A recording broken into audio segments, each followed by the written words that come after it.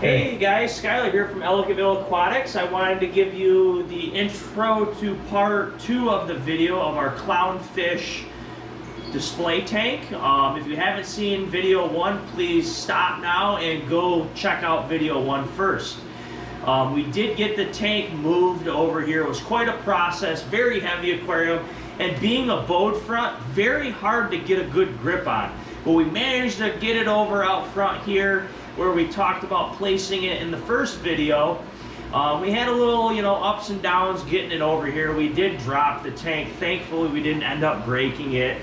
Honestly, we ended up ratchet strapping the stand to the top of the tank while it was laid flat across the floor, and it took all 5 of us to lift it up on its upright edge up towards the ceiling. So we got it into place, got everything set, and I was super anxious last night. So at like 9 o'clock last night, I did end up putting some sand in the bottom of the tank and started filling it up with salt water. And unfortunately, I ran out of salt water mix, so I had to mix up another batch of salt water and finish filling it this morning. It finally cleared up, so you can finally see through the tank. There it is. Like I said, we've been super anxious to show off this tank. We've got a lot of people interested in it. We're going to try putting all the clownfish that everybody talked about as they commented below. We're still looking for some more people to comment on what they'd like to see in the aquarium.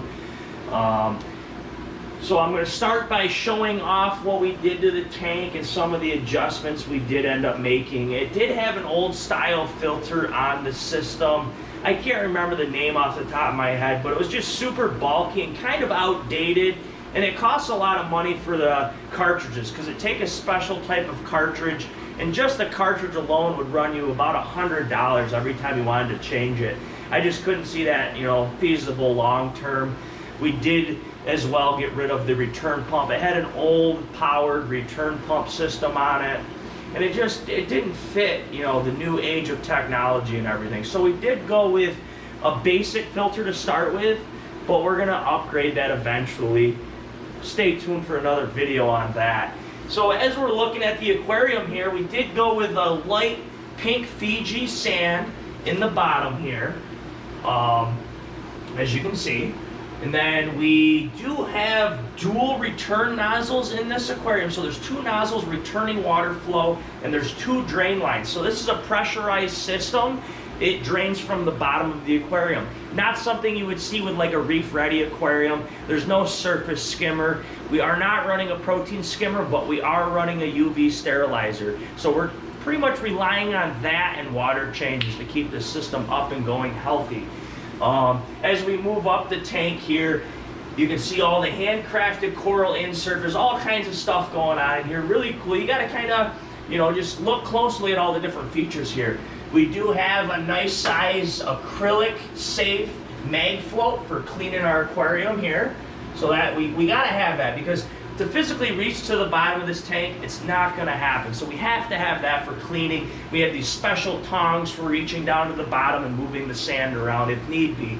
We did place a basic wave maker there for top water agitation. Because there is no surface skimmer on this aquarium, it's definitely a must-have to help get that circulation to the top of the aquarium. Because you got to picture, this tank is 4 foot deep. So you got to have, a little bit of agitation at the top of the water. And as we move up from there, we do have a titanium heater, a 500 watt.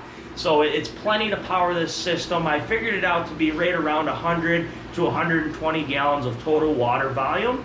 And then we go up from there. We do have a Kessel 160 light running this aquarium. Originally it had, I think, a Current USA. It just wasn't producing enough light.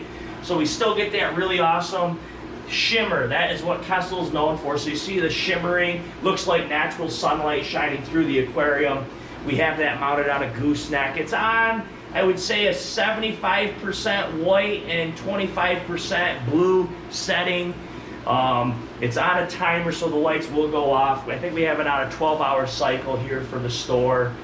And that's pretty much the overview of this system, guys. It's been a long time coming. I've been anxious to get this thing back up and going, and I'm kind of happy that we're doing a clownfish display, because everybody knows what the clownfish is. You know, Finding Nemo, Finding Dory, everybody can relate to a clownfish, and even the kids know what it is.